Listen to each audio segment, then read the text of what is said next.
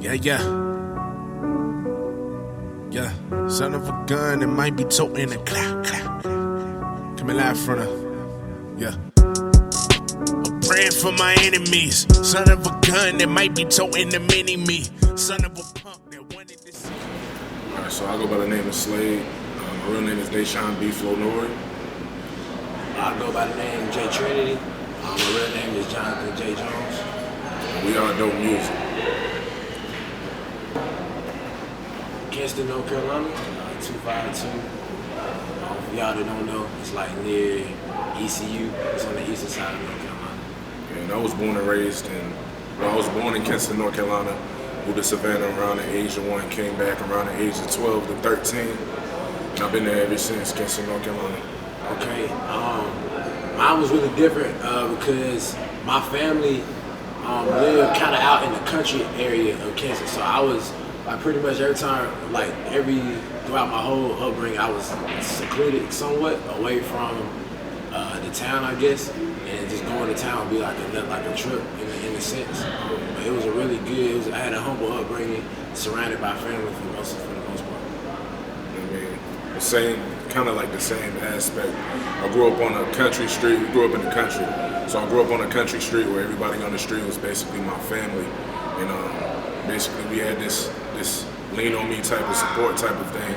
So yeah, I mean the city is what it is. I like to call it the city of faded glory because it's so much potential and so much talent that's trapped inside of the city, but a lot of people don't like to let it show, or they get distorted by the different things or the different factors that are around them. So yeah. We was in our ECU classes, right? Fools too. Oh yeah, bet. We was in Fools 2 class back in high school, Buffalo High School. And we was just trying to figure out a name. We was bouncing ideas off each other. And then we started with something. We started working on like the acronym. Because we wanted to mean something. So we was trying to figure out words that would fit with the acronym. And he was like, domination of practically everything, making underestimation seem incorrect consistently. And that's the acronym that is DOPEMUSIC. Pretty much known each other since 7th grade. The first day that I got there, I think like one of our teachers made him come up and talk to me because I was too standoffish because I didn't really want to be there. I grew up in Georgia, and that's pretty much all I knew. And then when I got here, it was like, well, I'm in this country town with all these people that I don't want to be around, you know. I was hyped when he walked in because he was in the AG class, and I was legit like, everything. There was like 3 black people in the class, and I was the only black boy in the class. So when he walked in, I was like, thank you, Jesus, because it was all I was surrounded was white people, and then this the girls, so it was good to have somebody else in there. One of my biggest influences, well, we'll start from the very beginning. Like when I was coming up, like all my sister listened to was Tupac. It was always, I don't want to listen to Biggie. Tupac is the greatest of all time. So when I was younger, I started listening to Tupac a lot. Then in about 3rd grade, I got an iPod. My mom bought me an iPod for Christmas. And I didn't really have no tracks or nothing like that. I didn't know how to use the thing. So I just plugged it up to my computer, and I guess one of my sister's playlists downloaded, all of our iTunes downloaded to my phone. And it was the Black Album by Jay-Z, Kanye West's Graduation, what else? Graduation, College Dropout, Late Registration, Little John and the East Side Boys. And for like the next 3-4 years, that was about all I listened to. Tupac's greatest hits, Easy, stuff like that, stuff that had a lot of meaning behind it, things that had different social issues put into it. Jay-Z's lyricism, Kanye's incredible production skills mixed with his creative form of rapping. And then as I grew older, I started listening to Andre. Andre, one of the biggest influences of all time, because I wasn't really listening to Andre until DJ Unk's Walk It Out, where he said, I can give a damn about your car, but then I would be. And then honestly, like I'd heard the phrase before, but I had never thought of things like that. And that's when the art of lyricism actually took over what I was trying to do. So the art of lyricism and just making things seem different than what they really are, and trying to create things with simple words or simple meanings and things like that. So yeah. And then nowadays it's J. Cole. Party Next Door is an amazing person. Boz, Drake, Big Sean, you know, all the Kendrick Lamars, all the usual. So yeah. Pretty much, I was like really sheltered, and like the whole till I was in the 8th grade, pretty much. As far as the music that I got to intake, it was either just CDs that my dad used to burn CDs on the low. So he used to pass them joints out. So he would give me the old stuff. So I was listening like the Jackson 5. So like until like the 8th grade, we had this joint called LimeWire. You heard LimeWire? Yeah, LimeWire. Yeah. So LimeWire was legit the gateway to anything, any song. That's all I use it for. Any song ever, you can just download it for the free. With a couple viruses in there too, but you got the song anyway. But the first, like production-wise, the first thing that I really got to enjoy was 808s and Heartbreaks by Kanye West. That was like legit the first album that I remember listening to the fullest, like period. So, alright, so that one just really opened my eyes to like I was amazed by all the sounds and everything like that. And so Kanye West was really like my first influence as far as like production wise. And then I quickly, like going to 8th grade to 9th grade, that was around the time that Drake really he started getting the buzz and everything. So I really like So Far Gone, and like Noah 40 Shabib. He's been like a really big influence on me as far as just the sound itself and how it just sounded, it had a completely different feel. So I really like him. J. Cole is a big person that I listen to as far as production wise. Party Next Door is a big person I listen to a lot. It's a mixture of producers that really my ear gravitates towards. This is new guy.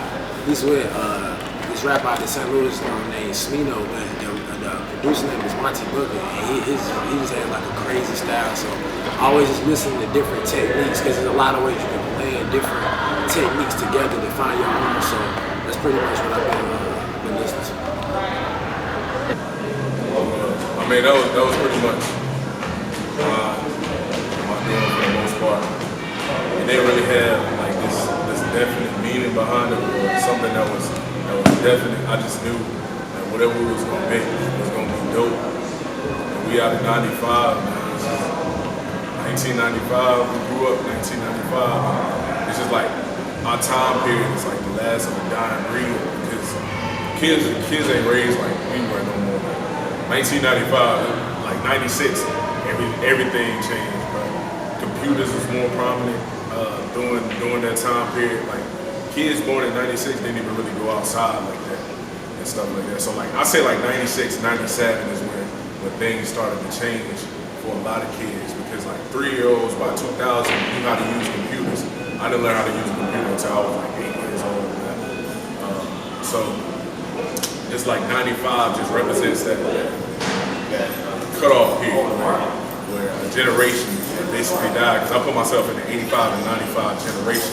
So anything after that, like things like that, is just like a different breed. So I say I'm the dopest out of 95. Jay's the dopest producer out of 95. And even though we haven't reached levels to basically claim that yet, it's just speaking it into existence, you know? So everything comes at a certain point in time. Every realization comes at a certain point in time. But right now we're starting to realize we're stepping into the path of, all right, now we know we can mess with anybody that's rapping right now. Now we know we can go toe to toe with anybody that's doing what they can do, because we made the proper educational movements as to learning what we could do, learning different rhyme patterns, learning different production skills, learning different mix and mastering skills, learning different rhyme schemes, how you can ride a beat differently. We went through the experience part of it, which was 12th grade, from recording on a Max microphone to other people's beats, to uploading things to SoundCloud and ruining business relationships because we gave it to the right people at the wrong time, and it wasn't our best work, from meeting Ninth Wonder and giving him one of our projects. Yes, yeah, that wasn't even nearly as good as what we could do or what we should have been doing. So it's just that point in that period where, all right, now we know. Now we've gained the experience. Now we've gained the educational part. Now we've gained the business aspect of music. Now we've gained the performance aspect. Now we've gained how to get other people invested into what you're trying to do. So yeah, that's Dopest95. My favorite beat on the whole joint is Good Karma. Made it over the summer, and I was able to put one of my other childhood friends was playing the guitar on the song in the back, so he's playing the chords, and I went back over that and laid it with pretty much like this crazy bass line and just all the drum patterns and everything up there, and I was like, hey yo bro, you gotta come over, we gotta hit this joint right now. And he came over to the house, and like, you know, the joint start off, it's like the chords and like a little like ram shot stuff, and then the bass and the kick drop, and he was like, oh shit, and I was like, yeah, bet, and then it was rolling. So that's like my favorite beat, and my favorite song right there is probably, I don't know if I got a full favorite song. I really like all that we know, but I can't even pick one, to be honest with you. I can't even pick one. It's just, I mean, I enjoy listening to it all the way through. I guess like my favorite part is the second part of the early morning interlude, where it's basically him, and it's just like a hook and Taylor coming in. I just enjoy that part because it's not me. Because honestly, I hate hearing my voice. I hate the way I sound, but that's pretty much everybody. But everybody pretty much hates the way they sound because it's different to what they think they sound like, which is generally him, man, just coming through and him being creative and him showcasing that he has writing talents and different things like that. So that's one of my favorite parts. A lot of me came from a general aspect of a past relationship that I've had, and it comes from just knowing somebody is in a relationship that they generally don't want to be in, and they hate the fact that they're in that relationship, but I know from my standpoint she's not gonna leave the guy because for whatever reason, we're not gonna get into that. But it's just like, you know, while we talking, just lie to me. Just tell me whatever you think I need to hear, or tell me what you think will get me to your crib, or that'll make us hang out. Just cut that off. Just cut that general aspect from him being in your life off, and just tell me whatever you want me to hear because it feels good at that point in time. It generally feels good to hear you say, oh well, you know, if I wasn't with him, I'd be with you, or something like that. So it's just that point, and that's way back from my past. It's just feelings that I brought up from my past. Just looking back and just realizing that, wow, like I really did that, or I really wanted somebody to lie to me and tell me what they think would be good to me, and then what you use the accent. So like pretty much that whole Lie to Me song was originally well, there was for a second it was gonna be on a whole different sounding beat. Like the other beat that it was on sounded completely different. It actually had this Marvin Gaye sample in it. And it was a little bit more bouncy. So for two reasons, I kept going back listening to the old version, which is the version that's out now. Then we had the second one, and I was thinking, I would think that the sound of this one would be more easy for the ears, because as far as the content, while I listen to the content, it was obviously geared more towards women. So I want to make sure that the content, I want to make sure that the sound of the song appeals to the content, so it was easy for the girls to listen to. So because I figured most of the girls would listen to the song, so Hit Up Trip, who's joined the Trip, he's done a lot of songs with him. Make sure they put him up there and just add it to the overall vibe of the song. Get girls, you know, like further into that mindset of being able to make it as more relatable as possible. So that was pretty much it, like crafting it. I remember I made a beat. There was like two girls in the room who was making the beat. I was getting like their feedback, like, hey, how this sound. Just trying to make it an open sound. At first, it kind of reminded me of what's that Drake song? feel from time. Low key remind me of that like a little bit. There's a part and from time where they flip the keys backwards and they reverse it, and they got that open like fluttery sound to it, and that kind of reminded me as well. So I really like that aspect of it. I think that really brought out his voice as well. So and like I said before, like everything we try to do, we try to make it relatable to the human. Like we showcase human experiences, not just trying to highlight everything that's bright in our life or anything like that.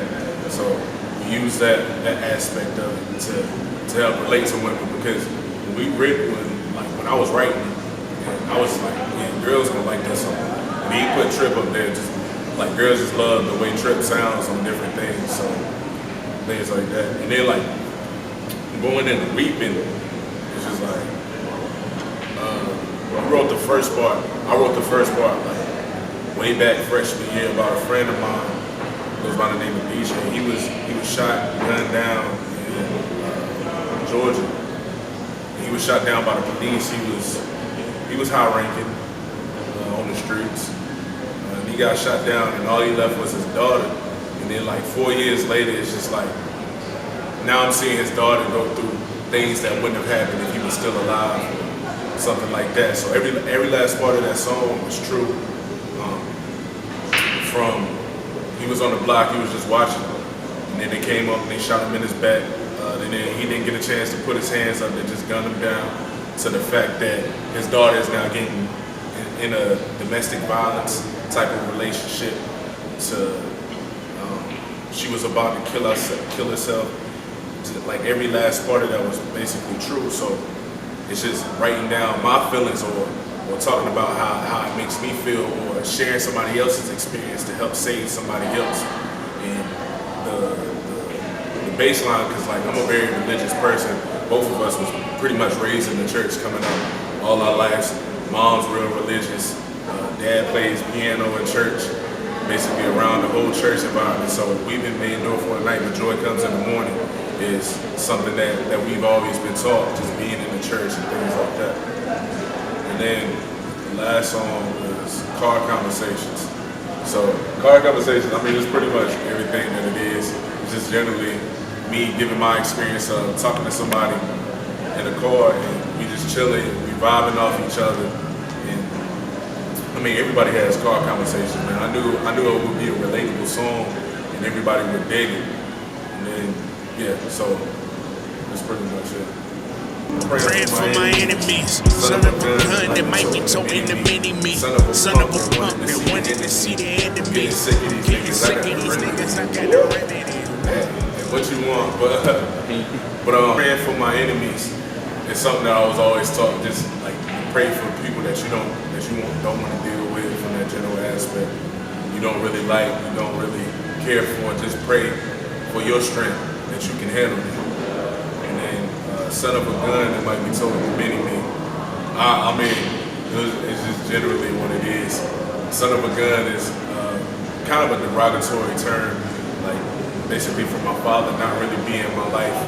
And people generally see me, and they see me as this big scary black dude, basically because I am bigger than a lot of people. Sometimes aggressive at certain things I'm passionate about, things like that. So might be told to mini-me was basically how America would see me. So white America generally, how white America would see me, because son of a gun that might be told to mini-me. So it's just going into people thinking that black people are gangsters, stereotypes, playing and things like that. And then son of a punk and wanting to see the enemy was basically how my father told me that I would never amount to anything without him. And he hasn't been in my life pretty much from my upbringing. I was always with my mom, and then my stepdad came in later in life and taught me how to be a man, helped structure me on how to be a man. So, yeah. So it's just those lines, man. It's just relationships with my father, how white America would see me. I mean, that whole hook says a lot. And then I'm getting sick of these niggas. I got the remedy. It's basically Dopest95. Like, I'm tired of the general way that rap is. I'm tired of the yeah type of rap. I'm just getting sick of it. And it's time that we just get rid of it. And Dopest95 is the remedy. What's your plans for y'all next project? Make it doper than before. This one, we did a lot of live recording as far as like instrumentation, live instrumentation. I really like that sound, especially like weeping. There's a lot of it up there. Recording like live drums, bass, guitar, just allowing other musicians, just bring the actual track to life. So I know that's definitely something that, from a production standpoint, that I want to continue to incorporate. Just because I feel like it's accents, a lot of, and I feel like especially the lyricism that instrumentation can accent. So that's something that I've been looking at as far as production. I mean, with everything that we do, we always try to get better. Like every performance that we do, we come back, if we're gonna do the same performance again, we say, all right, how can we make this better? Or how can we make this transition better? So everything that we do, we always try to make it better than before. We wanna make it more relatable to the people.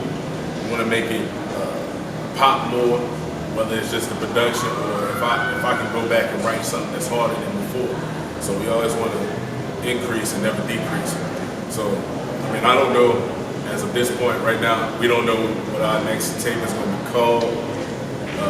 Shoot, this one just dropped. We don't know what's going to be up there, but you can expect it to be better than before. Always. Always. Everything that we do is always going to be better than before. Yeah, it's about still. There are a couple songs over here that I feel like are video work, but I feel like that's the next step as far as our music is having a legitimate visual to depict. So I always really want to do that. The things that I love is creativity within visuals. So I like short films, like a whole film of things that can depict the thing, because like with our music, we always try to tell somewhat of a story, even if it's not a completely fluid story. Like a lot of people don't recognize that, what does it start with? It starts with car conversations, 4 a.m. and early morning interlude. It's a complete story because it starts with the car conversations, because we in this car and I'm talking to you, now it's 4 a.m. and you still talking my head off, and then I'm waking up in the morning with you. So it's like we always try to tell somewhat of a story throughout everything that we pretty much do. So I think like a visual of a short film, the use of a short film would be like pretty dope for what we're trying to do.